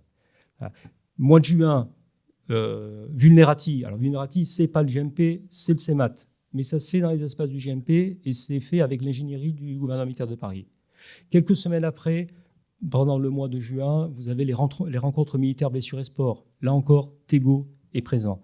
Et puis pour finir le panel très complet, on a fait à la faveur du 14 juillet un livre sur l'histoire militaire du défilé militaire du 14 juillet à Paris. Et pour faire ce livre, il faut de l'argent. Et Tego était encore présent. Donc c'est dire le rôle particulier de toutes ces associations, quels que soient les cercles que j'ai décrits.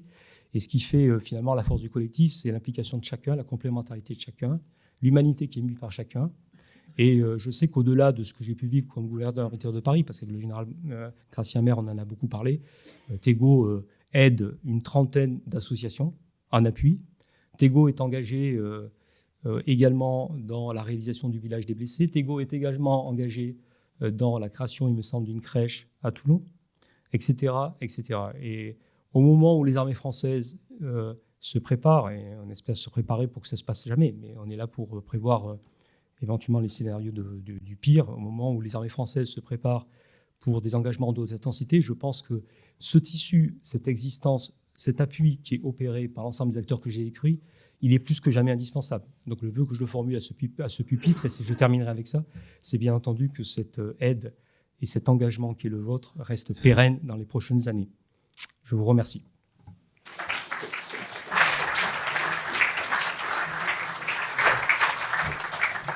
Merci beaucoup, Général, d'avoir illustré aussi de manière particulièrement concrète cette force, cette puissance du collectif qui est à l'œuvre, en replaçant au cœur des enjeux et des sujets l'humanité, qui est absolument essentielle et que, évidemment, nous devons aux militaires qui servent sous les drapeaux que vous représentez ce soir. Vous avez parlé d'un certain nombre d'actions, d'associations, de cette crèche à Toulon. C'était une illustration. Nous allons en reparler, poursuivre sur cette deuxième et fin de séquence autour de l'entraide. Et j'ai le plaisir d'accueillir à mes côtés nos 3 invités suivants. Sylvain Letellier, le général Patrick Aubert, Céline Norbiato. Je vous invite à me rejoindre.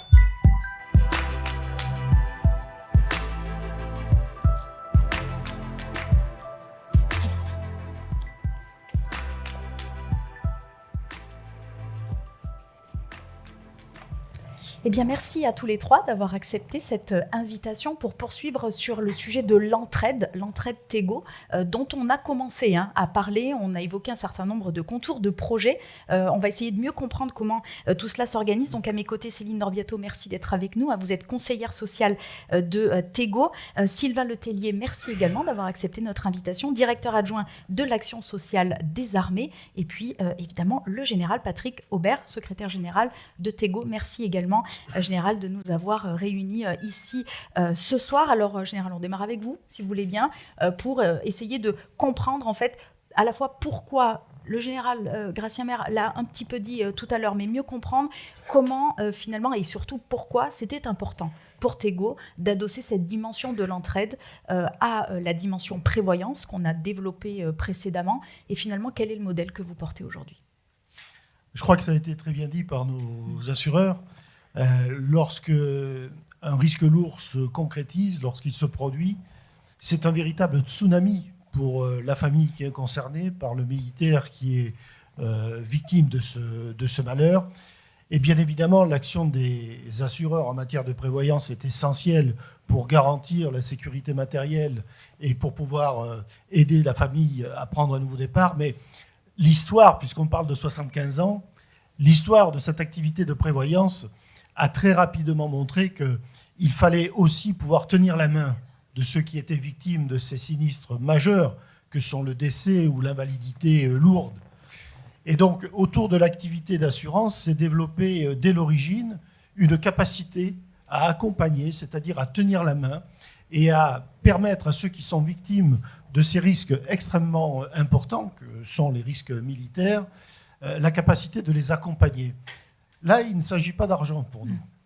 Il s'agit d'un investissement humain, d'une compétence qui a été développée au fil de l'eau et qui permet de venir très tôt, grâce à la collaboration que nous avons avec les services de gestion, les services d'indemnisation des assureurs, mais aussi parce que chez Tego, il y a une compétence assurantielle qui est présente, c'est-à-dire qu'on décode les situations, on peut les traduire. Et c'est d'ailleurs le premier travail d'accompagnement, c'est d'expliquer aux familles, à ceux qui restent quand il y a un décès ou à ceux qui sont blessés, quelles sont les démarches à faire, quelles sont les initiatives à prendre, quels sont les partenaires à rechercher pour que cette famille qui est dans la sidération puisse trouver les outils qui lui permettent de passer la bosse, si vous me permettez cette expression. Alors, on a développé des outils aussi tout à fait adaptés. On a à la fois un réseau d'entraide qui a été développé par l'assureur AGPM et dont il nous a confié le pilotage. C'est des experts, des travailleurs sociaux qui sont tout à fait adaptés à la fois à la réalité de l'assurance et à l'action sociale et qui sont capables d'aller au contact des familles pour, dès que le sinistre se produit ou lorsqu'il est en train de se résoudre, qui sont capables d'aller au contact des familles et d'offrir tous les services nécessaires pour que ces familles puissent faire face. Nous avons aussi, parce que c'est nécessaire et puis parce que ce réseau n'est pas suffisant à lui seul, mis au point un plateau d'assistance à distance, qui sont des spécialistes qui, eux, de manière téléphonique, mais en ayant une expertise sociale adaptée à la prévoyance, sont capables également d'accompagner ces familles. Donc on a véritablement un dispositif tout à fait complet, piloté par l'association Tego, en collaboration permanente avec les assureurs, et c'est ça un peu la potion magique, pour revenir à Astérix, c'est un peu là que se trouve la potion magique qui nous permet d'avoir une offre sociale extrêmement précise et adaptée aux sinistres traités par la prévoyance. Et une action Voilà. qui s'opère là encore en coopération avec un certain nombre d'acteurs, dont évidemment l'action sociale des armées. Peut-être Sylvain Letellier revenir. Alors évidemment, l'action sociale des armées est bien connue de tous nos invités ici ce soir, mais comment est-ce que vous opérez cette coopération justement avec l'association Tego ? La relation qui existe entre le service d'action sociale des armées et l'association Tego est une relation de partenaire. Et c'est une relation qui est primordiale parce que c'est au profit du militaire que ça se passe. Et en fait, le militaire, il y a deux intérêts. Le premier, c'est dans la relation qui existe sur le terrain entre le réseau des travailleurs sociaux de l'action sociale, c'est plus de 600 personnes qui sont réparties sur l'ensemble du territoire, et les délégués Tego qui eux aussi sont sur le territoire. Et l'objectif de ces deux réseaux, si l'assistante sociale qui est la première interlocutrice du militaire ou de sa famille qui est en difficulté, l'intérêt de cette relation, c'est d'aider le ressortissant, le militaire ou sa famille, dans le montage des dossiers qui sont complexes. L'administratif n'est pas simple. L'administratif, quand on est dans une situation difficile, est encore plus compliqué. Et donc, dans le cadre de l'adhésion Tego, l'assistante sociale peut faire appel au délégué Tego qui l'aide à monter les dossiers au profit du ressortissant. L'autre intérêt, c'est que l'action sociale est riche au ministère, mais il y a des compléments qui peuvent être apportés par les différents acteurs, entre autres Tego. Et donc l'idée, c'est d'optimiser les solutions qui peuvent être apportées dans une situation difficile au militaire ou à sa famille, et donc de travailler ensemble à l'optimisation de l'action sociale qui peut être apportée aux ressortissants.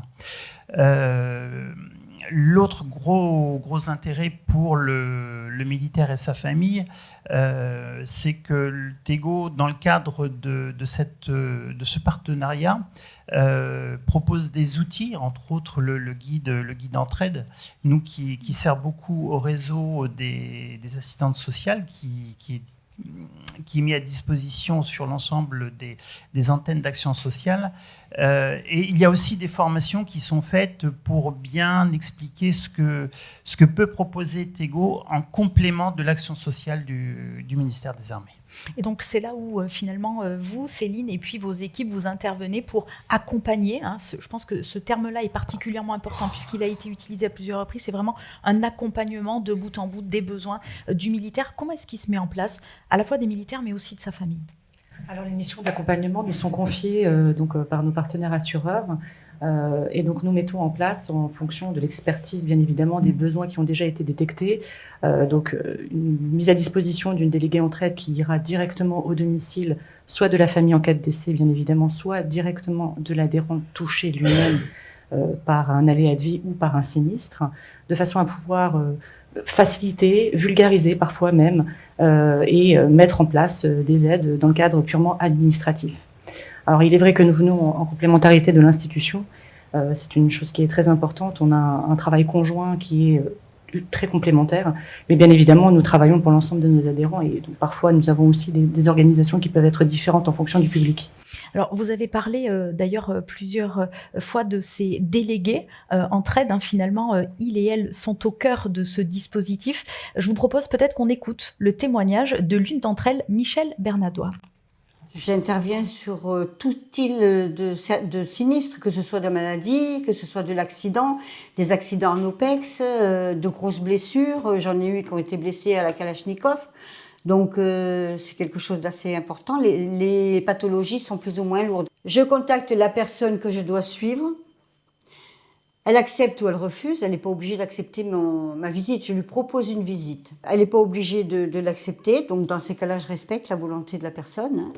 Et j'en informe le service entraide à Toulon. Sinon, je commande donc la liste de documents qu'il faut pour ouvrir un sinistre auprès des assurances, le pourquoi de ces documents, le déroulé de leur sinistre, la consolidation, la réforme, ce qu'il va falloir qu'ils me fournissent pour que l'on puisse gérer les paiements. Je leur fais toute une liste, je récupère les documents, j'envoie les documents à l'assurance, que ce soit Allianz ou que ce soit à GPM, puisque je travaille pour les deux.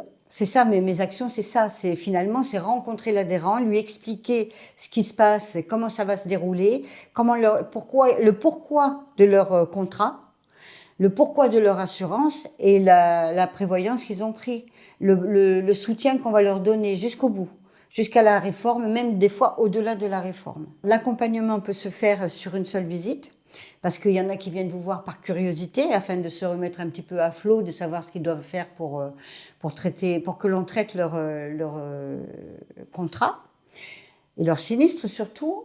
Il y en a qui peuvent venir, je peux en voir sur un mois, je peux voir sur des années. Tant qu'ils ne sont pas consolidés, tant qu'ils ne sont pas réformés, je les suis. Je suis un petit peu leur maman. Alors humainement, c'est beaucoup d'écoute, de compréhension, et on est là pour les aider. Et je pense que c'est ce qu'ils apprécient. Alors les situations difficiles à gérer, c'est les personnes qui sont carrément toutes seules. Il faut tout faire à leur place. Il faut se mettre en contact aussi avec la hiérarchie militaire.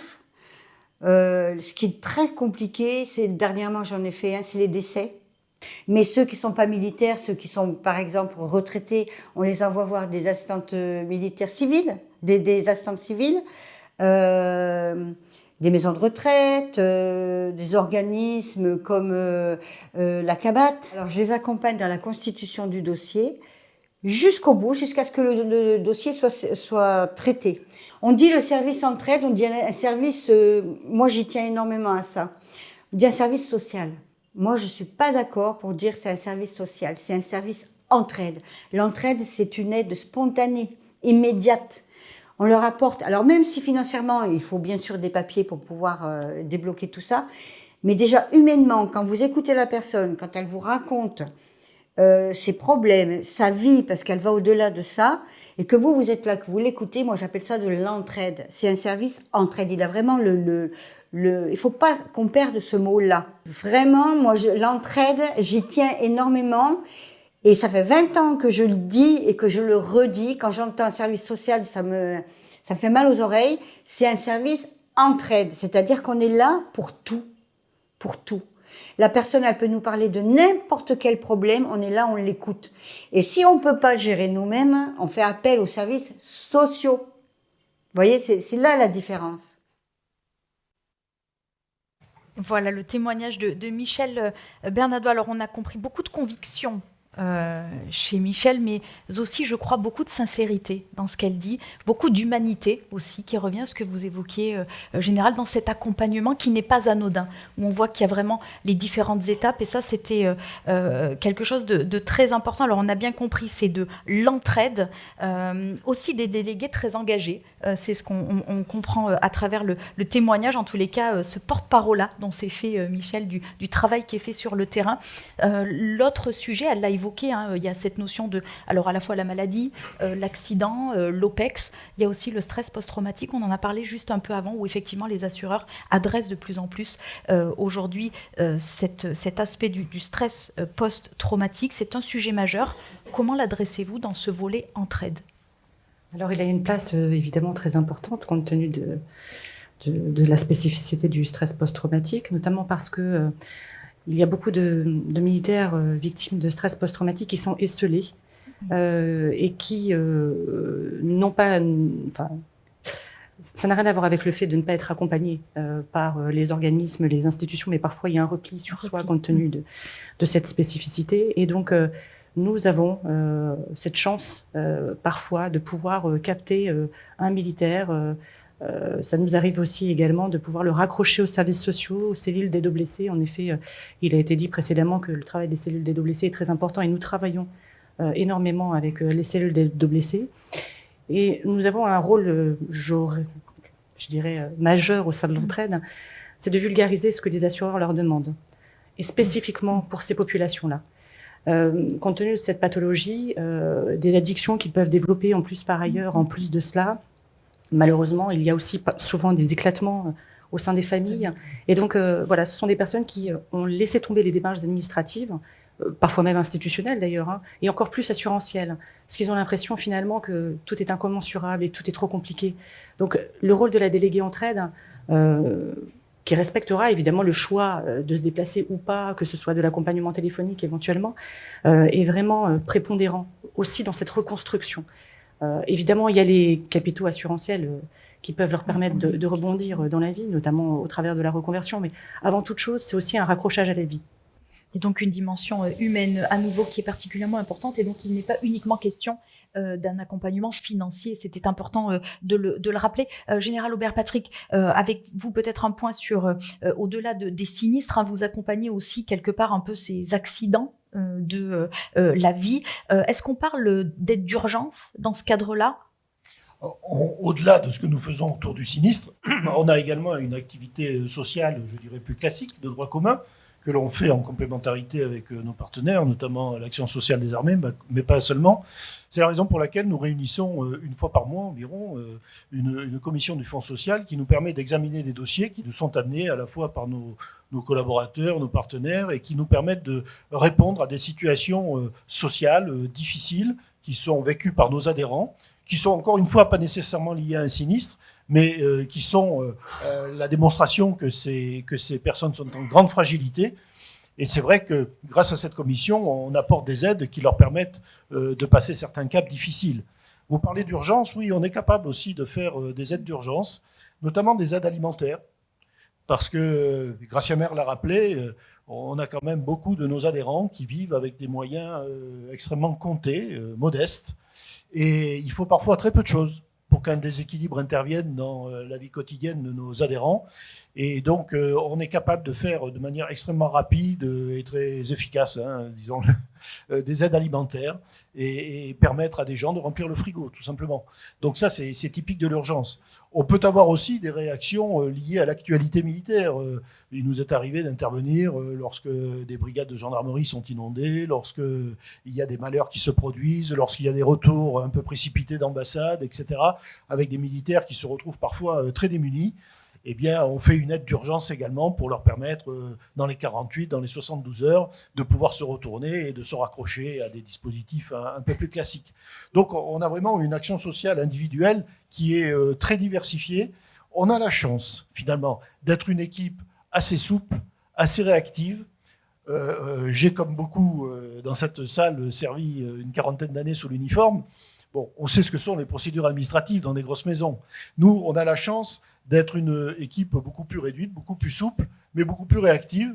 Et donc, on peut répondre assez vite à des situations particulières sans trop de difficultés. Et c'est une des grandes satisfactions de l'action que nous menons. Et une nécessité aussi, compte tenu de l'évolution effectivement du cadre social aussi dans lequel nous évoluons. Céline, un mot peut-être sur on a parlé de déclaration de sinistres et donc qui vous permettent d'avoir connaissance d'un certain nombre d'éléments. C'était évoqué, hein, cette complémentarité qui va jusque dans le partage de l'information. Ça n'est pas évidemment une condition sine qua non pour pouvoir bénéficier de l'accompagnement de l'entraide Tego. J'ai envie de vous demander peut-être de manière un peu simple et pragmatique, mais finalement, comment est-ce qu'on fait pour vous solliciter si on a besoin d'aide ? En fait, heureusement qu'il y a différents canaux d'ailleurs pour nous solliciter. Donc, comme le disait Patrick Aubert, justement, l'Action sociale des armées nous sollicite très régulièrement, notamment les assistantes sociales, pour venir en complémentarité. Une procédure est déjà existante de toute façon pour être sollicité directement. On a 10 commissions à l'année, mais au-delà des commissions, bien évidemment, tous les jours, on est en capacité de pouvoir actionner des leviers pour attribuer des secours hors commission, tels que des aides aux veuves. Le secours alimentaire, évidemment, est très, très utilisé et a cette mauvaise tendance, malheureusement, à se développer assez considérablement avec la paupérisation, puisque, évidemment, les militaires sont aussi des personnes, des citoyens lambda, si j'ose dire, qui sont aussi frappés par des aléas de vie qui, eux, ne peuvent évidemment pas être assurés et qui peuvent facilement déséquilibrer un budget, tout simplement. Est-ce que je peux vous demander combien de personnes ont, à ce jour, bénéficié de votre soutien, de votre aide ? En termes d'accompagnement, on fait à peu près 2500 accompagnements qui ne sont pas nécessairement corrélés à une aide financière d'ailleurs. Donc on fait 2500 accompagnements avec 22 délégués entraide, ce qui est quand même relativement peu, et un plateau à distance. Pour les secours, en règle générale, on peut quand même dire qu'on fait à peu près 600 secours à l'année. Alors ce qui peut paraître peu compte tenu du nombre d'adhérents que nous avons, mais encore une fois, nous ne sommes pas les principaux acteurs à être sollicités en première ligne. Est-ce que ces sollicitations sont en croissance? Est-ce que de plus en plus de personnes ont besoin aujourd'hui? Alors, je dirais que de plus en plus de personnes ont besoin d'être écoutées, accompagnées, casser cette solitude. On est dans une époque de réseaux sociaux où les gens finalement ont du mal à aller vers l'autre. Et donc, on s'en rend compte au quotidien, et quelle que soit la génération d'ailleurs, que ce soit les jeunes ou les plus âgés.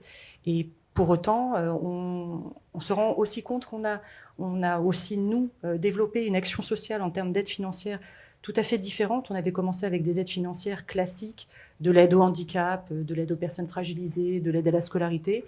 Et finalement, on s'est rendu compte qu'il fallait aller beaucoup plus loin, notamment en mettant en place les secours alimentaires, puisque l'Action sociale des armées met à disposition des bons alimentaires, mais que nous avons la possibilité de régler cela sous forme de drive, de façon presque anonyme, de façon aussi à ce que les gens puissent garder leur dignité. Beaucoup d'humanité à nouveau. Patrick Aubert, vous avez également dans votre démarche le soutien auprès des associations. Elles ont été citées, certaines d'entre elles. Comment ça se passe, ce pôle d'une trentaine d'associations où vous êtes là encore une fois très engagés? Oui, l'idée est assez simple, c'est que nous sommes chez Tego une équipe de 19 personnes et directement concernés par l'action sociale, c'est en fait 3 personnes, je ne me compte pas dedans. Donc finalement, nous avons une capacité à faire qui est limitée. En revanche, on a le moyen d'aider ceux qui peuvent relayer notre action. Et c'est typiquement ce que font tous les organismes associatifs de la sphère défense-sécurité. Beaucoup de représentants sont là aujourd'hui. Et donc, on a l'honneur de pouvoir les aider parce qu'ils ont un objet social qui répond au nôtre, qui est le prolongement du nôtre. Et donc, ils ont développé aussi des expertises que nous n'avons pas nécessairement. Et donc, en les soutenant, on sait qu'on continue d'aider nos ressortissants, puisque dans le 1 200 000 adhérents de Tego, il y a évidemment beaucoup d'entre eux qui sont pris en charge par ces associations. Donc tout ça, c'est assez cohérent et ça nous permet de démultiplier notre action grâce à leur relais et grâce à leur concours. Donc c'est une façon de faire, c'est un mode d'action qui nous paraît tout à fait utile. Et je pense que les associations que nous soutenons s'en satisfont, mais pour nous, c'est aussi l'occasion d'aller plus loin dans le soutien que nous apportons à notre communauté, bien sûr. Quelles sont quelques-unes finalement des causes que vous soutenez à travers ces associations? Elles sont nombreuses, on ne pourra pas toutes les citer, mais peut-être certaines pour illustrer votre action. Alors, ce sont des causes qui sont liées à notre objet social qui est de soutenir les militaires. Donc, un certain nombre d'associations, je ne vais pas les citer parce que sinon celles que je ne citerai pas vont peut-être se vexer, mais certaines, par exemple, sont très investies dans la scolarité des orphelins et mènent des actions dans la longue durée. Le partenariat avec Tego leur permet d'avoir une certaine assurance de pouvoir mener ces actions sur le long terme grâce à notre soutien. Mais l'expertise est chez eux, donc c'est pour nous une satisfaction de savoir que ces orphelins sont pris en compte. Il y a aussi évidemment des associations qui, elles, s'occupent plus spécifiquement des victimes de stress post-traumatique. Et là aussi, on est heureux de pouvoir travailler avec eux de façon à ce qu'ils offrent des services qui aident ces gens-là à reprendre pied dans la vie. Nous avons aussi des gens qui s'occuperont plus particulièrement des veuves et des familles. Voilà, donc chacun a un peu sa spécialité et nous, ça nous permet de démultiplier notre action et je pense que c'est assez utile. Et la reconstruction par le sport aussi qui a été La reconstruction par le sport, c'est vrai que nous faisons aussi du sponsoring, etc. Bon, on peut pas tout développer ici, mais c'est vrai qu'on soutient des associations, mais on soutient également des projets. Et dans les projets, il y a beaucoup de projets sportifs, de dépassement de soi et de reconstruction par l'effort et par le sport. Et dans ces différents projets, il y a des projets dits majeurs, si je puis me permettre, et notamment le village des blessés, dont on a parlé, mais il y a aussi cette crèche de Toulon, dont le général a parlé tout à l'heure. Voilà, on va peut-être laisser Sylvain en parler un petit peu, parce qu'il est directement concerné. Mais oui, on a, il y a quelques années maintenant, décidé de ce partenariat avec l'Action sociale des des Armées, avec le ministère des Armées, qui avait un projet dans le cadre du plan famille d'offrir des places suffisantes pour les jeunes enfants. Et là aussi, on s'est senti concerné parce que ça concourt directement au moral des troupes et donc à la capacité des militaires à conduire leur mission que de savoir que leurs enfants sont convenablement pris en charge et qu'il y a des places de crèche. Donc on a dialogué avec le ministère, on a pu signer une convention, Gratien a pu signer une convention, de sorte que nous financions la construction d'une crèche à Toulon, et qui d'ailleurs est active depuis le mois de septembre, hein, c'est ça, et avec une inauguration qui ne saurait tarder, cher ami. Voilà. Et d'ailleurs, donc, Sylvain, si... on y travaille. Voilà. Mais je lui laisse peut-être. Oui, voilà, Sylvain Letellier, si vous voulez bien peut-être revenir un petit peu sur la genèse de ce projet, comment il s'opère, il se matérialise avec des partenaires. Le contexte, c'est le plan famille voulu par le ministre. Une forte volonté de trouver des solutions dans le cadre de l'accueil petite enfance, 0-3 ans. Alors, on a différentes solutions dans l'accueil petite enfance. On a les crèches avec des réservations de berceaux dans le secteur privé, les assistantes maternelles, les maisons d'assistantes maternelles, mais le fond et le cœur de notre offre, c'est les crèches ministérielles, ce qu'on appelle l'offre internalisée, puisque ça nous permet d'avoir des solutions en propre que l'on a directement en gestion, qui est confié à DIGESA, un établissement public industriel et commercial qui dépend du ministère, mais là où on a des besoins liés aux suggestions des militaires. Toulon, c'est typiquement le cas. Le plan famille, dans ses objectifs, a fixé la construction de 18 crèches. 18 crèches sur la chronique du plan famille, donc c'est 24-30. On doit initier 18 crèches dans cette période-là, donc c'est quand même un effort assez conséquent.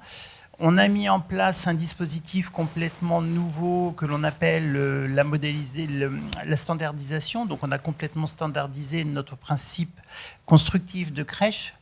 Et la crèche de Toulon est la première crèche qui a été construite sur ce principe-là. Et donc, dans le cadre de relations avec Tego, je parlais de relations de partenariat, on est vraiment dans cette démarche-là où Tego a tout de suite adhéré au projet dans le sens où ça apportait un service aux militaires et surtout aux services militaires qui étaient susceptibles de partir en opération. Donc c'était très très symbolique, à la fois dans le geste et à la fois dans le fait que c'était le premier établissement de ce nouveau dispositif. Donc là, vous l'avez dit, de nombreuses crèches qui vont voir le jour sur l'ensemble du territoire national. Est-ce qu'il y a d'autres projets ? C'est déjà une charge importante. Est-ce qu'il y en a d'autres qui pourraient être en réflexion avec notamment le concours de l'association Tego, mais pas que, bien entendu ? On poursuit notre partenariat avec l'Action sociale des armées.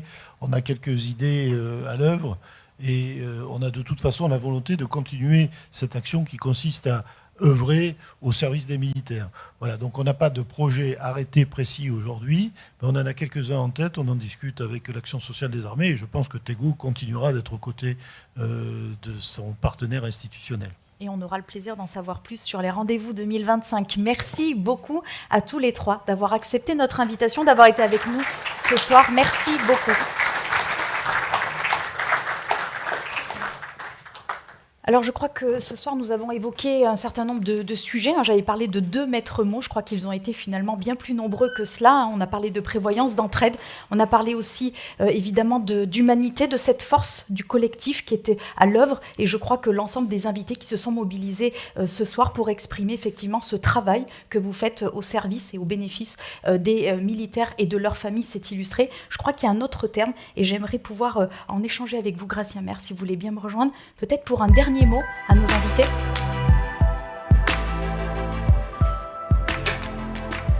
Général, j'aimerais d'abord vous remercier de nous avoir réunis pour partager cette soirée, parler de cette actualité, de ces engagements. Et je crois que c'est un terme qui correspond bien à ce qui s'est mis en œuvre ce soir. Finalement, c'est aussi la continuité de l'ensemble de ces militaires qui étaient d'actifs, qui continuent cet engagement au bénéfice des autres. Oui, effectivement. D'abord, je voudrais commencer par remercier les différents intervenants pour la qualité de leurs prestations et les témoignages qu'ils ont pu apporter. Vous remercie également, Mélanie, pour d'avoir bien voulu animer cette séquence. Je voudrais également excuser le général Pierchi, le chef d'état-major de l'armée de terre, qui avait accepté de venir faire la conclusion de cet événement, mais qui malheureusement a été empêché. Remercier également les organisateurs, bien évidemment, qui ont contribué à l'organisation de cette soirée. Remercier évidemment vous tous qui êtes venus, en espérant que ces échanges, ces témoignages vous ont permis peut-être de prendre conscience de ce que recouvre le sujet de la prévoyance et de l'entraide, et combien l'écosystème que nous constituons avec AGPM et Alliance et l'association répond à ce besoin et à cette nécessité d'apporter une couverture complémentaire à celle déjà mise en œuvre par l'État, différents services qui s'y impliquent, et les associations évidemment qui travaillent également sur ce sujet. Donc je crois que c'était, pour moi, mon objectif, c'était effectivement d'abord d'allumer une petite lumière en disant voilà comment ça fonctionne. C'est pas aussi simple qu'on peut le penser. La prévoyance, l'entraide, c'est pas quelque chose qui s'organise comme ça. C'est quelque chose qui correspond pour nos partenaires assureurs comme pour l'association à une expérience accumulée depuis 75 ans, qui a évolué évidemment, avec des modalités qui ont évolué, mais qui est toujours d'actualité parce que la réalité, c'est que le besoin est toujours là. Et donc il faut que nous soyons là collectivement pour y répondre. Un petit mot sur ce sujet de prévoyance, voilà, juste pour un petit témoignage, je dirais, quand j'étais jeune pilote dans l'armée de l'air, ça remonte aux années 80, il y avait beaucoup de décès. Et j'ai perdu beaucoup de camarades en service aérien commandé. De la même manière que plus tard, comme beaucoup de chefs militaires, j'ai été confronté à des situations difficiles auxquelles on ne sait pas toujours forcément bien répondre. Et je crois que ça aussi, c'est important que de prendre conscience de ce que cela signifie et de ce qu'il faut y mettre. Et c'est le sens de dire, en fait, mon objectif, notre objectif, c'est de ne laisser personne sur le bord de la route, d'éviter qu'on ait des situations de gens oubliés quelque part, alors qu'ils ont été prêts à donner leur vie pour la défense de la nation. Et je crois que ça, c'est fondamental. C'est quelque chose sur lequel qui doit nous animer, et qui nous anime tous, en tout cas, au sein de l'écosystème Tego. C'est le sens de mon engagement, c'est le sens de l'engagement de l'équipe Tego, nos collaborateurs, les délégués entraide, que je félicite pour leur action. C'est le sens de l'engagement de nos administrateurs bénévoles, que je félicite également, parce qu'ils font un travail remarquable. Et c'est le sens de l'engagement de nos assureurs partenaires, la GPM et Alliance, qui œuvreront tous avec la même volonté, les mêmes valeurs et la même détermination à venir en aide à ceux qui en ont besoin. Pour terminer, peut-être, j'ai évoqué tout à l'heure cette continuité au-delà de la complémentarité entre l'action des assureurs qui nous permettent, nous, de conduire notre action sociale, mais également la continuité et la complémentarité entre les différents acteurs étatiques, assurantiels, associatifs. J'ai évoqué le petit projet du petit logiciel qu'on a mis en place. Ce que je veux dire, c'est qu'on aurait évidemment intérêt à avoir un dialogue plus fluide entre l'ensemble de ces acteurs. Ce qui veut dire qu'il faut que ces acteurs se connaissent, se respectent et échangent. Et c'était bien aussi le sens de ces rendez-vous Tego, de mettre en relation et de faire prendre conscience de la nécessité d'avoir cette chaîne de dialogue. Et j'appelle de mes voeux un forum, un espace dans lequel tous ces acteurs étatiques, assurantiels, associatifs pourraient discuter librement pour voir comment être plus efficace et répondre davantage aux situations que l'on rencontre, situations critiques que l'on rencontre au quotidien, malheureusement. Voilà, donc c'est le sens, encore une fois, de notre démarche.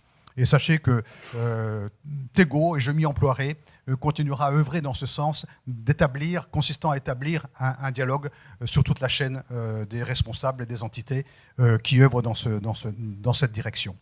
Voilà, il me reste maintenant, parce que ça a été assez, je veux dire, vous avez des tables rondes, des acteurs, etc. Je pense qu'il est important de pouvoir continuer à échanger sur ces sujets. Et comme on le sait, en France, on aime bien échanger autour d'un bon verre et de quelques amuse-gueules. Donc je vous invite maintenant à monter à l'étage, salle Turenne, pour pouvoir poursuivre ce débat et échanger librement sur toutes ces questions. Je vous remercie et à l'année prochaine. Merci.